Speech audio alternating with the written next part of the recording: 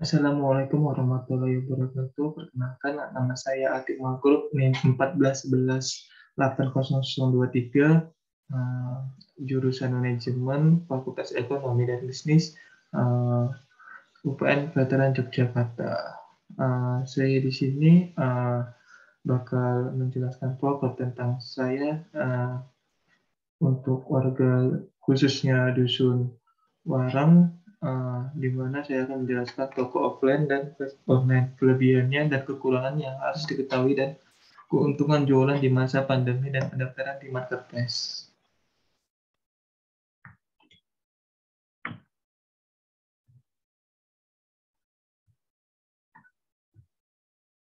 Uh, yang pertama itu adalah toko offline. Toko offline itu sendiri toko yang berbentuk fisik yang ada di suatu tempat. Jadi toko offline itu ada kelebihannya dan kekurangannya. Yang pertama itu saya tekan menjelaskan kelebihannya dulu, yaitu kepercayaan tinggi. Bisnis offline itu toko fisik di mana para konsumen itu bisa melihat langsung produk yang ditawarkan. Konsumen itu bisa memilih sendiri model yang diinginkan, mencoba dengan ukuran yang sesuai, serta mengetahui kualitas bahan yang digunakan. Masalah lainnya itu yaitu uh, kerap terjadi pada pembelian selain di toko online adalah warna. Sering kali warna yang terlihat di foto produk itu berbeda dengan aslinya. Dengan berbelanja langsung di toko, konsumen itu akan mendapatkan produk yang sesuai dengan warna yang diinginkan. Pengalaman langsung bersama produk menjadi alasan mengapa konsumen itu memiliki kepercayaan yang tinggi terhadap toko offline. Selanjutnya, pelayanan konsumen lebih mudah. Dengan adanya toko fisik, pelayanan pada konsumen itu bisa dilakukan dengan mudah. Tuntutan konsumen pun tidak akan berlarut-larut karena bisa diselesaikan secara langsung. Pemilik toko dapat memberikan contoh produk, menjawab pertanyaan konsumen, menangani keluhan pelanggan, dan melakukan pembelian barang jika dibutuhkan. Selanjutnya adalah sistem pembayarannya lebih aman. Konsumen yang berkunjung di toko offline itu biasanya akan membayar barang belanjanya secara cash. Pembayaran langsung ini membuat transaksi di toko offline itu lebih aman. Uang untuk membayar langsung bisa dilihat dan dihitung oleh pemilik toko offline itu, tidak perlu khawatir adanya kegagalan pembayaran serta penipuan. Selanjutnya, tidak repot melakukan pengiriman. Jadi, karena produk yang telah dibeli diserahkan kepada konsumen langsung, setelah membayar, pemilik toko itu tidak perlu repot-repot melakukan pengirimannya. Karena konsumen itu tidak cemas kapan barang yang telah dipesan tiba, dan tidak perlu memikirkan ongkos kirim yang biasanya lebih besar dibandingkan biaya transportasi menuju toko. Selanjutnya itu yang kelima adalah persaingan tidak terlalu banyak. Walaupun bisnis online yang kini sedang menjamur, toko offline itu tidak mempunyai pelanggan setia sendiri, karena itu biasanya toko offline bersaing dengan toko offline lainnya yang juga jumlahnya tidak terlalu banyak. Setelah kelebihannya saya jelaskan tadi, mungkin ada beberapa kekurangannya di toko offline tersebut. Yang pertama itu adalah jangkauan pasar terbatas.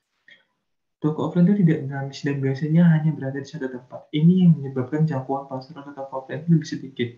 Konsumen biasanya berasal dari area sekitar toko saja. Hal ini itu bisa menekankan angka penjualan jika pemilik toko tidak memiliki analisa pasar yang tepat menguasai area konsumen. Pemilik toko juga sebaiknya memilih lokasi yang strategis agar dapat dijangkau oleh banyak konsumen. Yang kedua itu memerlukan tempat fisik.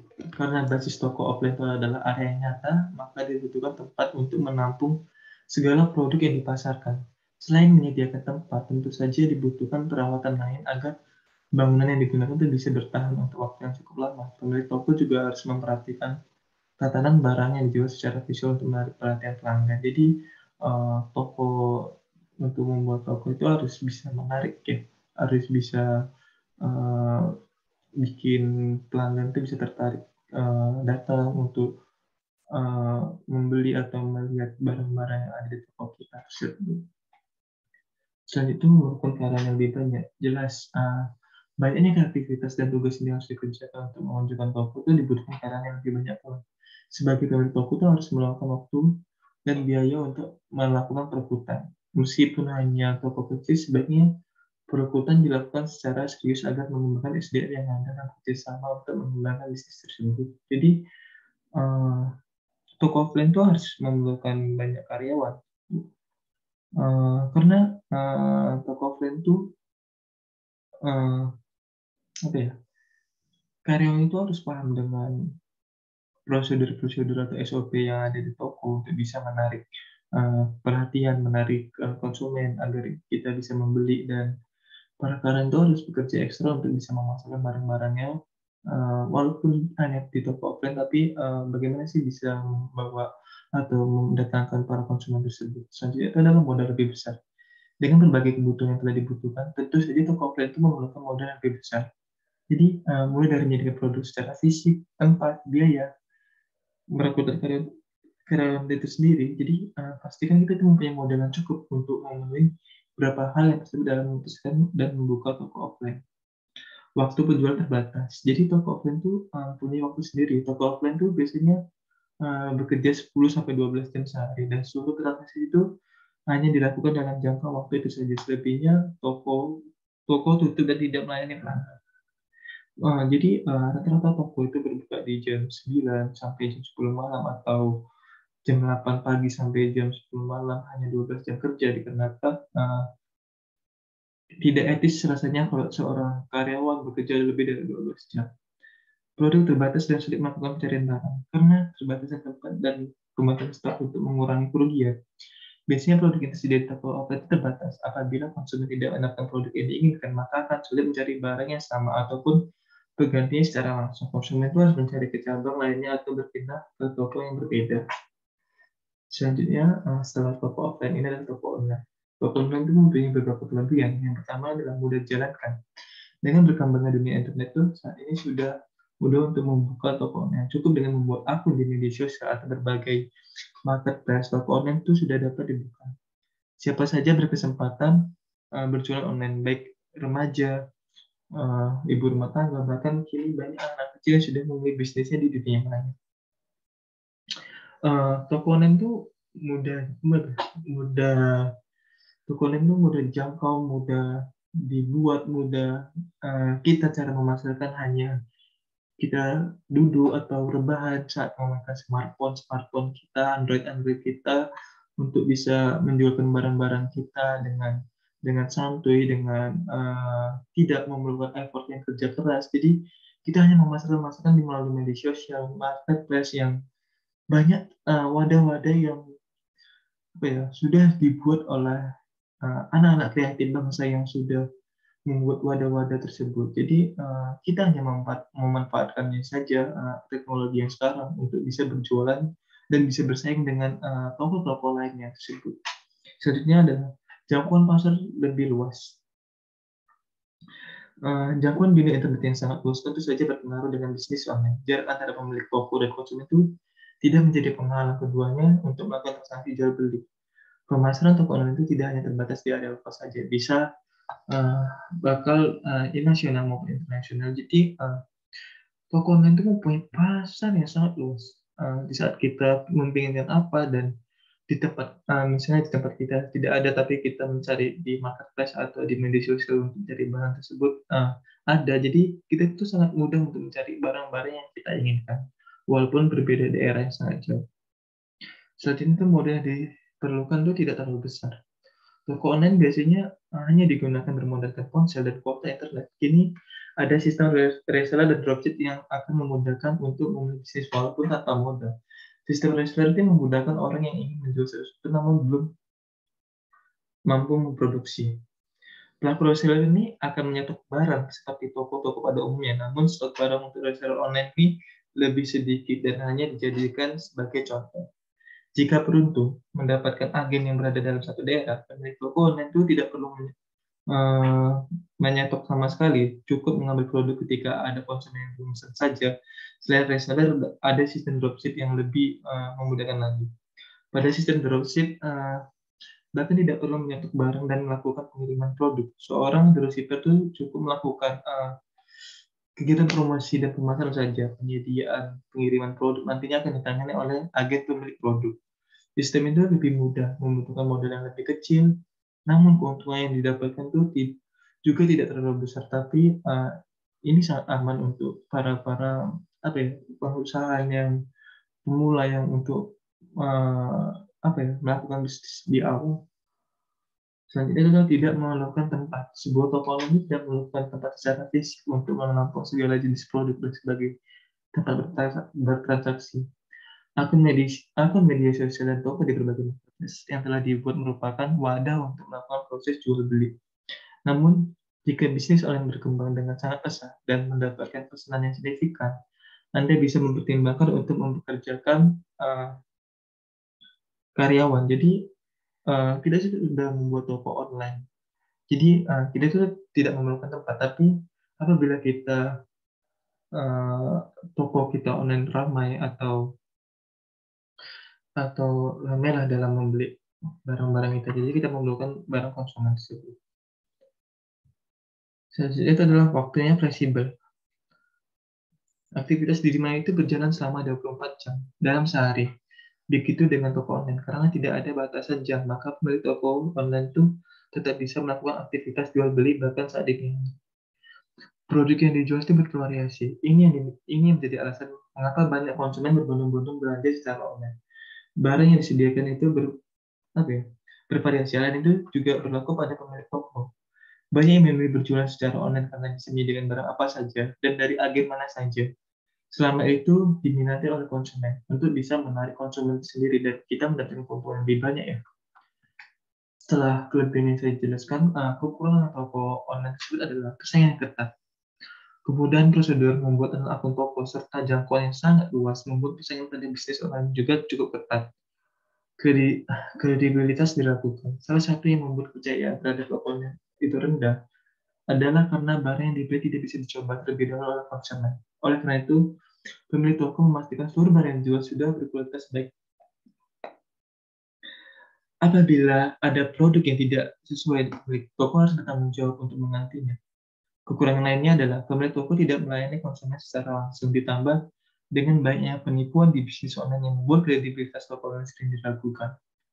Jadi mungkin banyak yang komen dengan barang yang tidak sesuai, barang yang tidak layak pakai, barang yang tidak sesuai dengan foto yang dipaparkan di media sosial, di marketplace. Ini bisa membuat konsumen itu ragu. Jadi gimana sih caranya untuk kita bisa membuat konsumen itu percaya sama kita, percaya dengan barang kita, dan membuat konsumen itu nyaman dengan barang yang kita buat. Jadi kita harus memberikan rasa nyaman, memberikan rasa yang percaya kepada konsumen itu dengan memberikan barang-barang yang sesuai dengan apa yang kita pasarkan tersebut. Selanjutnya, konektivitas internet. Transaksi pada bisnis itu berjalan dengan sangat cepat. Konektivitas internet itu yang buruk, walaupun dalam jangka waktu yang pendek pun akan berdampak besar. Pemilik toko online biasanya rugi hingga jutaan rupiah karena konsumen bisa dengan mudah beralih mencari penjualan lain yang mampu melayani lebih cepat. Jadi mungkin konektivitas internet di setiap daerah itu berbeda. Jadi penjualan online ini sangat bergantung pada internet atau jaringan internet lainnya. Setelah mengetahui kelebihan dan kekurangan toko online dan toko offline, kini saatnya memutuskan bisnis mana yang sebaiknya kita jalanin. Apakah produk kita menjadi salah satu lancar pemasarannya jika diletakkan di toko online, atau justru produk kita itu digambarkan secara jelas sehingga harus dipasarkan melalui toko offline. Apapun pilihannya, ketika kita sudah berhasil mendirikan toko tersebut, kita tetap mempunyai kewajiban untuk mengelolanya dengan baik. Sebenarnya jualan yang sangat menguntungkan di masa pandemi ini, kita harus berjualan dengan online. Karena kan keterbatasan gerak, keterbatasan kita, keterbatasan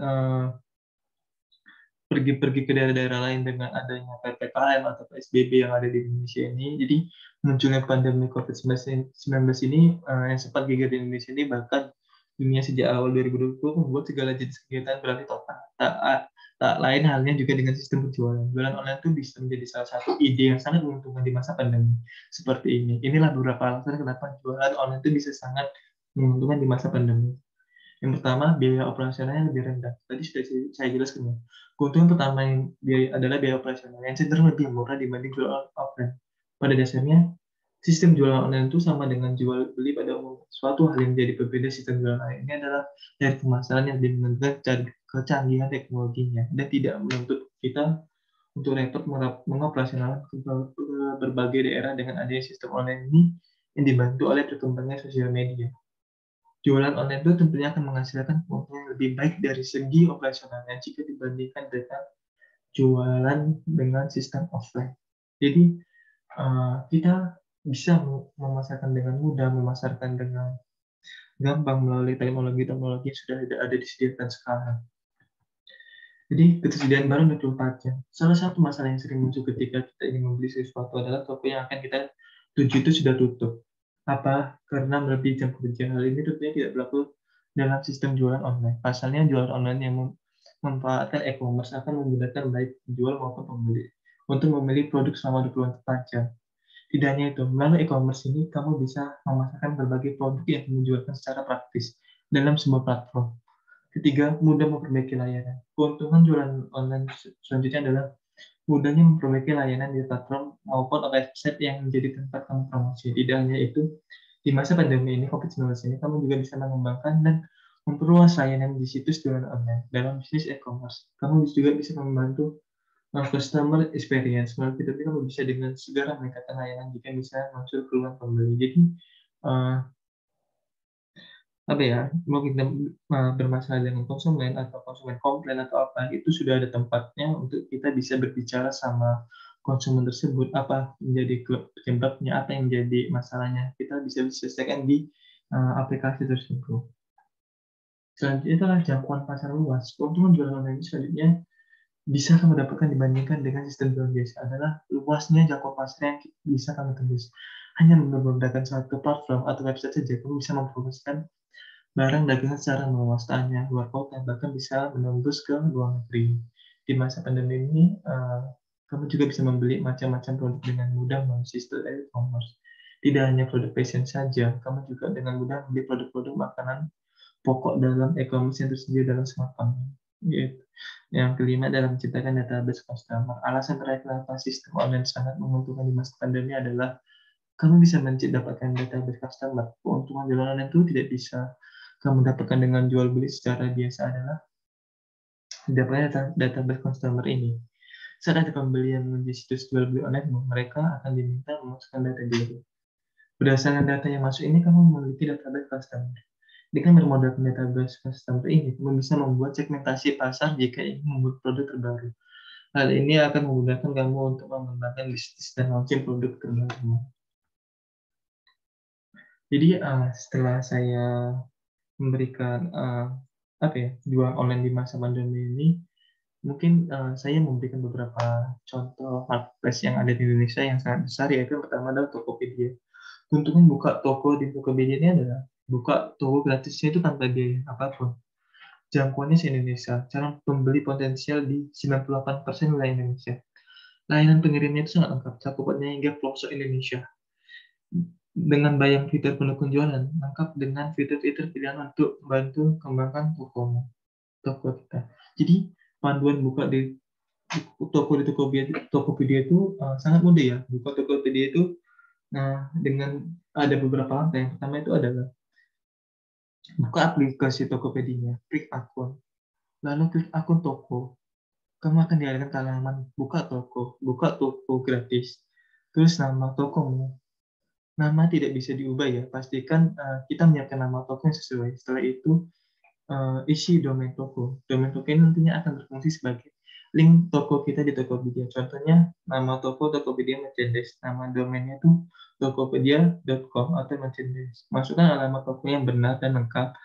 Alamat ini akan digunakan oleh kurir untuk mengambil barang dari toko. Lengkap nama jalan, nomor bangunan, nomor RT, RW, kecamatan, hingga kode pos atau setelah itu klik simpan. Dengan dengan cara bikin itu sangat mudah dipahami di masa sekarang, apalagi di masa pandemi ini. Kita memudahkan barang-barang kita itu kita jual di pasar online yang lebih luas. Banyak yang berminat dengan barang-barang kita, atau dengan barang-barang kita yang kita sangat yakin kita harus bisa mengambil pasar-pasar yang ada di daerah-daerah tertentu untuk kita bisa membeli barang online tersebut. Dengan beberapa cara, dengan 6 langkah tersebut, itulah sangat mudah dipahami untuk kita bisa membuat toko di Tokopedia tersebut. Selanjutnya itu dibuka di Shopee. Mungkin banyak yang sudah tahu Tokopedia, buka Shopee, mungkin belum tahu cara menjualnya di Shopee itu gimana. Dirangkum dari laman Shopee. Berikut cara buka di toko Shopee. Akses situs Shopee atau unduhan aplikasi Shopee di Play Store atau Apple Store, klik daftar, masuk ke nomor telepon, kode absen dan kode aplikasi, lalu klik daftar. Anda harus menambahkan serta melakukan verifikasi nomor handphone dan email. Terus lengkapi foto profil, melengkapi profil toko bisa Anda lakukan melalui aplikasi maupun seller center. Berikut cara melengkapi profil melalui aplikasi. Buka aplikasi Shopee di handphone. Terus pilih saya atau toko saya. Kemudian pilih asisten penjual atau profil toko. Kemudian lengkapi nomor toko, deskripsi gambar, deskripsi toko. Setelah itu klik ikon centang di pojok kanan atas menu. Terus berikut cara melengkapi foto profil melalui center. Pergi ke seller center, pilih profil toko, kemudian lengkapi nama toko, deskripsi gambar, deskripsi. Setelah itu klik simpan, pilih nama toko yang khas dan mudah diingat. Jadi masukkan deskripsi gambar, upload hingga 5 foto dan video untuk memberikan toko Anda dan identitas brand yang kuat. Buat deskripsi toko, buat deskripsi singkat dan ringkas untuk menarik pembeli mengunjungi toko Anda. Anda dapat menambahkan berbagai informasi seperti riwayat toko, tipe produk atau waktu yang membalas chat. Jadi kita lengkapi foto-foto profil untuk bisa menarik pelanggan, untuk memperkuat brand image apa aja yang kita jual, terus deskripsikan apa yang bakal kita jual tersebut. Sekian penjelasan dari saya tentang materi yang saya jelaskan. Semoga bermanfaat bagi warga-warga yang ingin berjualan di toko online atau toko offline yang sudah saya jelaskan kelebihan dan kekurangannya. Kurang lebihnya saya mohon maaf apabila ada kesalahan kata yang menyinggung warga-warga yang mendengarkan ini. Mohon maaf yang sebesar-besarnya. Saya Adib Mabruk. Terima kasih. Wassalamualaikum warahmatullahi wabarakatuh.